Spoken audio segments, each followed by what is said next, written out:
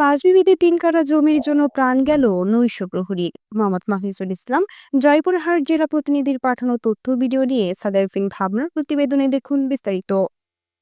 জয়পুরহাটের পাঁচবিবি উপজেলার আইমা রসুলপুর ইউনিয়নের মালিদহ গ্রামের মৃত শহীদ উদ্দিনের ছেলে উবাইদুর রহমানকে লাঠি দিয়ে পিটিয়ে হত্যা করেছে প্রতিপক্ষরা। নিহত উবাইদুর বাড়ির পাশে মালিদহ উচ্চ বিদ্যালয়ে নৈশ প্রহরীর চাকরি করত। ঘটনাটি শুক্রবার জুমার নামাজের সময় ঘটেছে। পুলিশ ঘটনাস্থল থেকে ৫ জনকে আটক করে থানায় নিয়ে আসে। এই বিষয়ে থানায় মামলার প্রস্তুতি চলছে। নিহতের পরিবার ও পুলিশ সূত্রে জানা যায়, নিহত উবাইদুর ও প্রতিবেশী সৈমুদ্দিনের সঙ্গে দীর্ঘদিন থেকে ৩ কাঠা বাড়ির ভিটা জমি জমার বিরোধ চলছিল।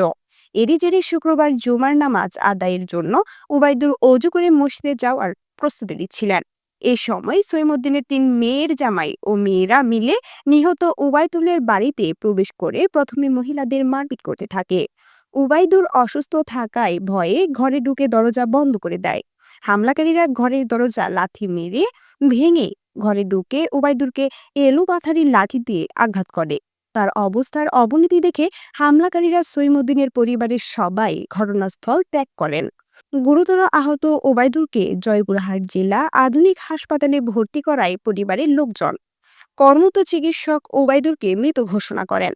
পাঁচবিবি থানার ভারপ্রাপ্ত কর্মকর্তা ওসি মইনুল ইসলাম বলেন, উপজেলার মালিদহ গ্রামের ওবায়দুল নামে এক ব্যক্তি মারা যায়।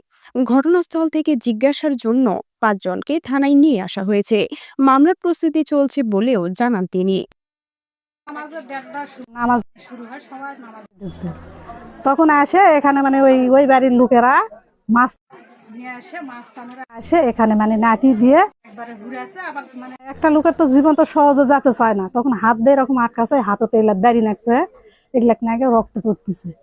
মনে করেন যে অসুস্থ তো আগে থেকে, আবার তার মধ্যে লোকটা করে নাটি দিয়ে ঘুরে আছে, এগুলা ঘুরে আছে মানে এই মুখ এরা মাস্তানেরা ওদের মানে ওদের বাড়ির জামাই লোকেরা জামাইরা। এটা আসলে বিরোধপূর্ণ জায়গা, দীর্ঘদিন ধরে বিরোধ দুই পক্ষ উভয় পক্ষ নিয়ে। এরই ঘটনায় আজকে এখানে লোক মারা গেছে। আমরা খবর পেয়ে দ্রুত এখানে আইনগত ব্যবস্থা নিই এবং আসামি অ্যারেস্ট হয়েছে। আর নতুন করে যাতে এই জায়গায় পুনরায় মানে কোনো শান্তি ভঙ্গ না হয় বা বিরোধ না লাগে, এজন্য আমরা গ্রাম পুলিশ এবং আমরা পুলিশ আমাদের ওসি স্যারের নেতৃত্বে নিরাপত্তার জন্য আসি আপাতত, যাতে কেউ হামলা নতুন করে না করে, নতুন কোনো অপরাধ ঘটনা যাতে না ঘটে।